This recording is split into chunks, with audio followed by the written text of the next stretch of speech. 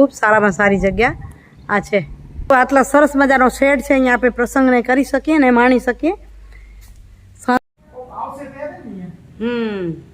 नमस्कार मित्रों, केम छो? मजामां ने? स्वागत है तमारुं मारी YouTube channel natural life with Neena पर। मित्रों, समय समय पछी मळाय छे, रोज रोज नथी मळात। हवे आपणे कोशिश करीए छीए, पण जो आजे वेकेशन पड्युं, पाछुं ज्यां ज्यां बाकी छे तो तैयारी करीने प्लम्बर ने बोलाव्या छे, तो ई काममां रोकायेली छुं। छतां एम थयुं विडियानी तैयारी तो करवा ज घरे छुं, तो अहींया नळ खराब थई गयो तो बदली नाख्यो।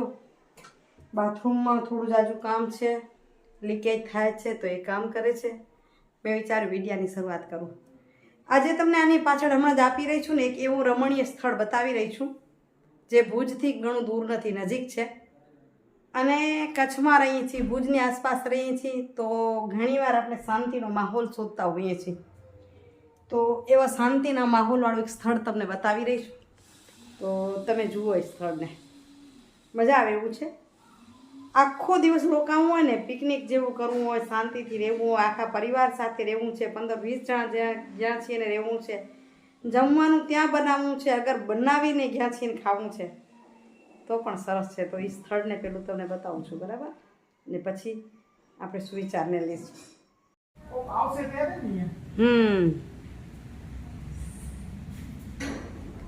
આ પિથોરા દાદાની જગ્યા છે, અને પિથોરા દાદાનું આમ તમને લાગે તો સમાધિ છે, પણ સમાધિ નથી, ઢાંકેલો દાદાનો ઝૂલો છે। અને અહીં ઇતિહાસ એવું કહે છે કે દાદા અહીં આવેલા અને અહીં વિશ્રામ લીધેલો, અને કીધેલું કે એમની મુખ્ય મેન સમાધિ પાકિસ્તાનમાં છે। એક મિનિટ, આપણે અહીંના પૂજારી થોડીક વાત કરી રહ્યા છીએ, એમને થોડીક વાત કરીએ। હરિઓમ। હા, શું કહેતા હતા તમે કે શું નાનકડો ઇતિહાસ અહીંનો?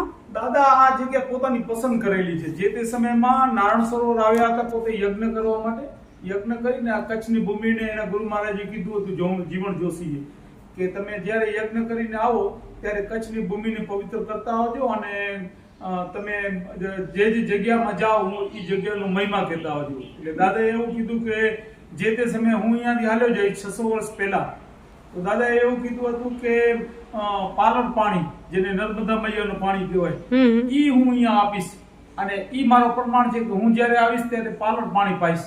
અને આ જગ્યા દાદાએ પોતે પસંદ કરેલી છે, કોઈ નેગેટિવ જગ્યા નથી। અહીંયા પથ્થર રાખીને આપણે કોઈ મૂર્તિ સ્થાપના કરી એવું નથી, દાદાએ પોતે પસંદ કર્યું છે આ જગ્યા। વાહ, સરસ સરસ। અહીંયા સમૂહ લગ્ન થાય છે, મેળો થાય છે, ભાદરવા સુદ ત્રીજના મેળો થાય, કારતક સુદ 11 અહીંયા સમૂહ લગ્ન થાય, અને બીજું એક સરસ્વતી સંમેલન થાય, અવારનવાર લગ્ન પ્રસંગ થાય। કોઈ કઈ જ્ઞાતિના લોકો કરે છે? વણકર સમાજ, બધા વણકર સમાજ કરે છે, અને ગરવા સમાજ। વાહ વાહ, સરસ સરસ। બધી કેમ કે હિન્દુ સમાજ માટે કેમ કે ખુલ્લું છે, હા, કાઈ પ્રસંગ કરવો હોય તો પણ। પોતે રાજપૂત સોઢા હતા, એવી લોકોએ ત્યાં છે કે રમ્યા જમ્યા રાજપૂત સમાજમાં પોતે સોઢા રાજપૂત, જે થરપારક અકડી ગામ છે પાકિસ્તાનની અંદર। અચ્છા, જૂની સમાજ પોતે અલોપ થઈ, પોતે સોઢા પરિવારથી છે, સોઢા પૂરો રાજપૂત સોઢા, જેમ રામદેવજી તુમર હતા એવી રીતે પિથોરા દાદા સોઢા રાજપૂત હતા। બરાબર બરાબર। અને રામદેવજી થી 51 વર્ષ મોર થઈ ગયા। અચ્છા, અને આ બધું છે અહીંયા કોઈને પ્રસંગ કરવો હોય નાનો મોટો તો છૂટ છે કરવાની? કઈ? અચ્છા, કરી શકે, કોઈ પણ સમાજ કરી શકે, અવારનવાર થાય જ છે। બરાબર બરાબર। ભુજથી ઘણા વાણિયા આવે છે, પછી લોહાણા આવે છે, બધા ઘણી સમાજના માણસો આવે છે, જે આ શાંત સ્થળ છે અને શાંત સ્થળમાં બધા આવે છે। બરાબર, સરસ। તો તમને થોડીક એક ઝલક બધાને બતાવું છું કે કેટલું સરસ આ સ્થળ છે। નાના પ્રસંગ કરવા હોય તો અહીંયા જગ્યા પણ સરસ મજાની છે, આગળ બતાવી દઉં। અને જુઓ અહીં સરસ મજાનું સંકુલ, આજુબાજુ બેસવા માટેની પણ સરસ જગ્યા। હા, પાછળ બાલવાટિકા પણ છે આ બાજુ, આપણે અત્યારે જોવા તો નહીં જઈએ, ક્યારેક એવું હશે તો નિરાંતે વિડીયો કરશું। પણ અહીં તમે આ જગ્યા જુઓ, ફરવા આવવા માટે, રહેવા માટે, જમવા માટે, આનંદ કરવો હોય તો અહીંયા આવી શકાય। આખો દિવસ રોકાવું હોય, બાળકોને રમાડવા હોય તો પણ ખૂબ સારામાં સારી જગ્યા આ છે। તો આટલા સરસ મજાનો શેડ છે, અહીંયા આપણે પ્રસંગને કરી શકીએ ને માણી શકીએ। સાંસદ શ્રી વિનોદભાઈએ ગ્રાન્ટ આપીને બનાવ્યો છે એમ કે છે। આપનું નામ શું સાહેબ? થારોદાસ મહારાજ બેન। થારોદાસ મહારાજ। અને અહીંથી જો એન્ટર કેટલું સારું છે પિથોરા પીર દાદાનું।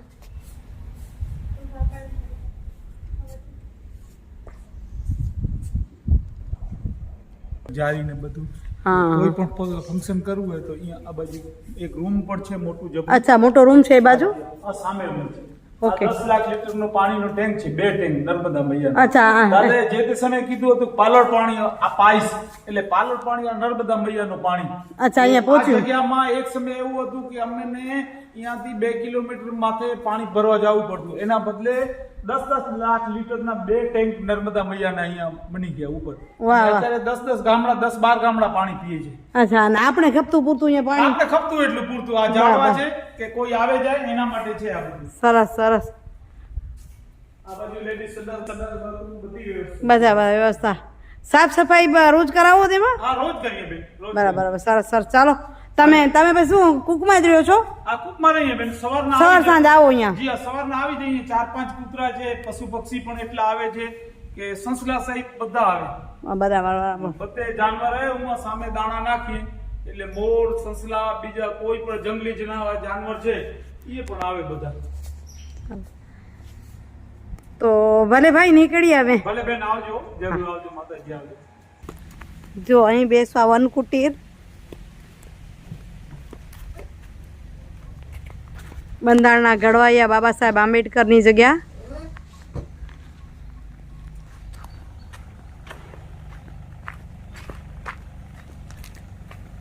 અને સામે દેખાતો ગેટ જે આપણે આભારનું કહી અને અહીંથી આપણે રજા લઈએ.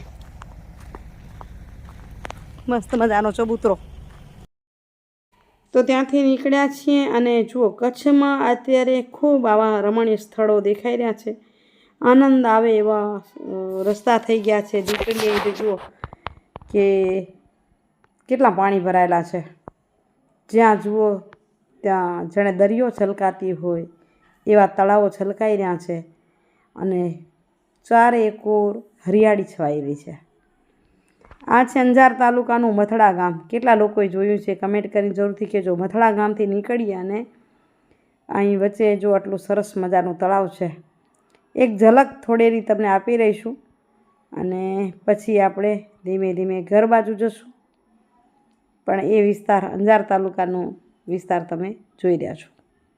તો મિત્રો જોયું ને કેવું હતું સ્થળ? ગમ્યું? ખરેખર ગમે એવું છે. જજો એકવાર, મજા આવી જશે. એકવાર જશો તો મજા આવી જશે. તો ક્યારેક થાકશો ત્યારે બીજી વાર પણ જશો. કચ્છથી બહાર રહો છો ને તો એ ચોક્કસ ત્યાં આનંદ કરવા જજો. કચ્છમાં એવા ઘણા બધા સ્થળો છે જેની મોજ અનેરી છે.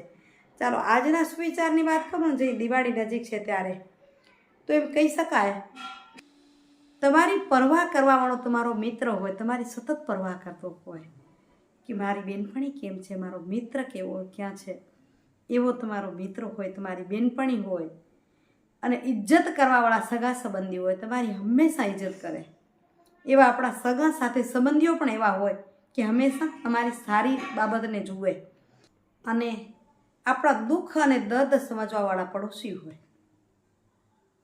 પડોશીઓને સમજતો હોય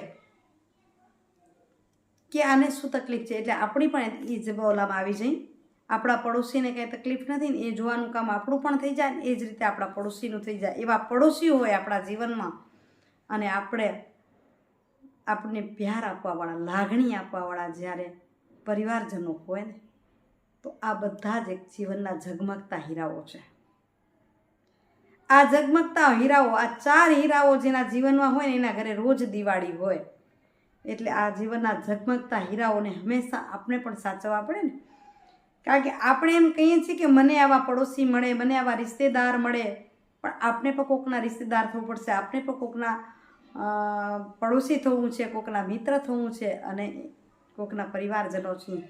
પેલા ગુણો પોતામાં ઉતારી અને બીજાની સામે મૂકશું તો ખરેખર આપણી તો દિવાળી હશે પણ સામેવાળાની પણ એક વિશેષ દિવાળી બનશે.